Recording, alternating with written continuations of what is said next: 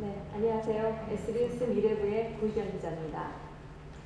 방금 영상으로 보셨듯이 풀어야 할 난제가 참 많습니다. 그래도 한국은 그동안 세계가 놀랄 만한 경제 회복력을 보여왔습니다. 국가 신용등급은 투기 등급까지 추락했다가 사상 최고 등급으로 올라섰고, 경제 성장률은 외환위기 직후 마이너스 5.7%까지 곤두박질쳤다가 바로 이듬해 10.7%를 기록했습니다. 그야말로 드라마틱한 반전입니다. 이런 용수철 같은 회복 탄력성 뒤에는 강한 제조업이 있습니다. 휴대전화와 반도체, 석유화, 조선, 그리고 자동차에 이르기까지 한국은 세계 최고 수준의 경쟁력을 확보했습니다.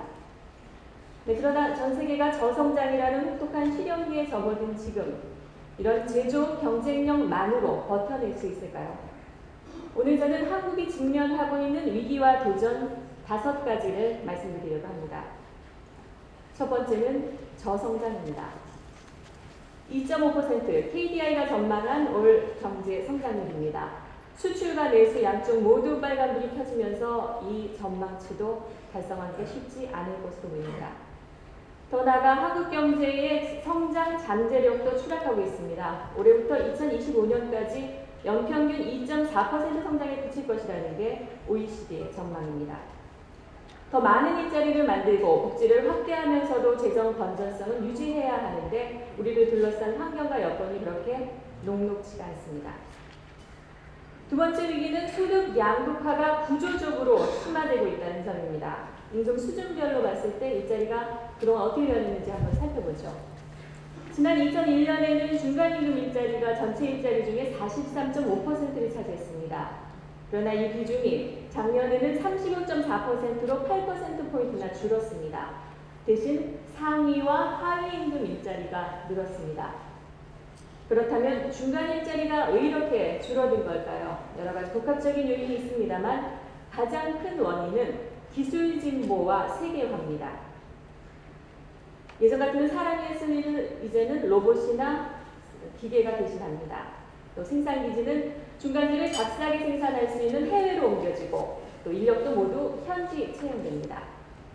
특히 기술의 진보는 기존의 중간임금 일자리를 양극단, 그러니까 고임금과 저임금 일자리로 나눠놨습니다.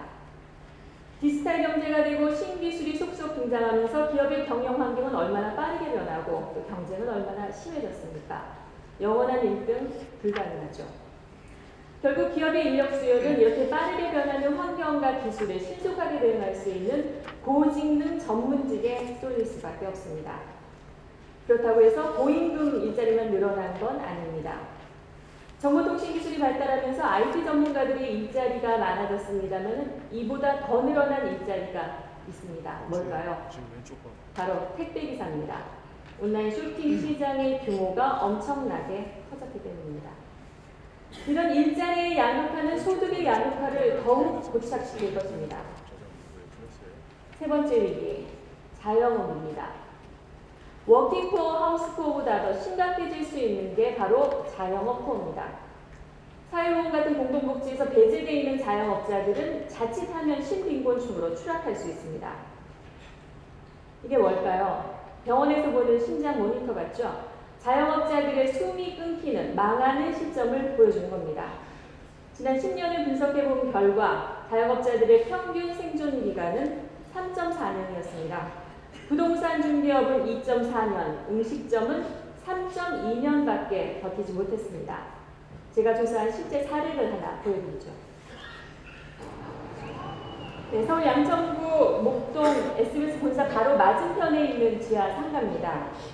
목동에서 유동인구가 가장 많은 이른바 황금상권입니다. 음식점만 무려 37개가 몰려 있습니다. 그만큼 살아남기 경쟁이 치열합니다. 상가 영업이 본격적으로 시작된 게 지난 2005년부터인데요. 그렇다면 지금까지 망하지 않고 쭉 장사를 계속하고 있는 음식점은 과연 몇 군데나 될까요? 조사 결과 단 3군데뿐이었습니다. 그나마 2군데는 상가 소유주가 직접 장사를 하는 곳이었습니다. 임대로 살아남은 가게는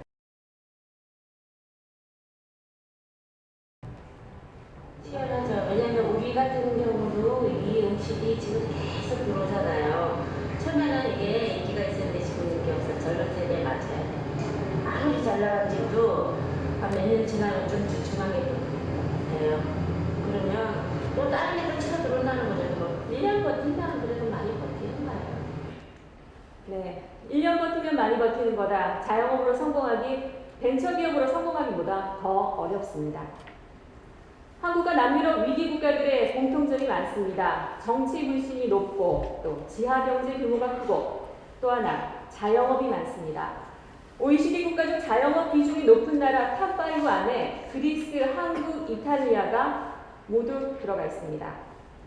7월 말 현재 자영업자 수는 584만 명으로 1년 전보다 17만 명이 늘었습니다. 베이비붐 세대의 선두 그룹이 50대 초반에 이르면서 자영업 시장에 대거 뛰어들고 있기 때문입니다. 50대 인구 추정치를 한번 살펴보죠. 50대 인구는 작년으로 700만 명을 넘어섰습니다. 계속 늘어나서 2023년에 정점을 찍은 뒤 2040년이 돼서야 700만 명 아래로 떨어지게 됩니다. 베이비 부머들의 자영업 쇼크가 앞으로 30년은 더 갈 거다 이런 추론이 가능합니다. 자영업은 그야말로 한국 경제의 숨겨진 폭탄입니다. 네 번째, 사회 갈등은 어떻습니까? 지난 1987년 민주화 시위 당시 때보다도 골이 깊어졌습니다. 더 큰 문제는 갈등은 심해졌는데 갈등 조정 기능이 제대로 작동하지 않는다는 겁니다. 기본적인 소통조차 안 되고 있죠. 갈등은 한자로 칡과 등나무를 의미합니다. 칡과 등나무 모두 감아 올라가는 습성이 있습니다. 그런데 감는 방향이 완전히 반대입니다. 따라서 두 덩쿨이 한 곳을 동시에 감고 올라가면 단단히 엮여서 풀기가 어렵습니다. 한국 사회는 보시는 이 나무처럼 풀기 어려운 갈등에 칭칭 감겨서 숨조차 쉬지 못하고 있습니다. 다섯 번째, 우리를 기다리는 큰 도전, 인구 고령화입니다. 그것도 진행 속도에 있어서 세계 유례를 찾아보기 힘든 초고속 고령화입니다. 보시다시피 한국은 현재 OECD 국가 중에서 세 번째로 젊은 나라입니다. 그러나 2050년이 되면 일본에 이어서 세계에서 두 번째로 늙은 나라가 됩니다. 그러나 기회는 있습니다. 2000년부터 2020년까지는 생산 가능 인구가 많으면서도 노인 인구 비율은 낮은 시기입니다. 인구 구조상으로 봤을 때 저부양 기간입니다. 미래 신성장 동력을 확보하고 고령화 충격에 대비할 수 있는 최적의 기회 인생입니다. 2020년까지 8년 남았습니다. 그렇다면 무엇부터 어떻게 해야 할까요? 오늘 미래 한국 리포트는 지금부터 그 해법을 하나하나 제시하려 합니다. 계속 경청해 주시기 바랍니다.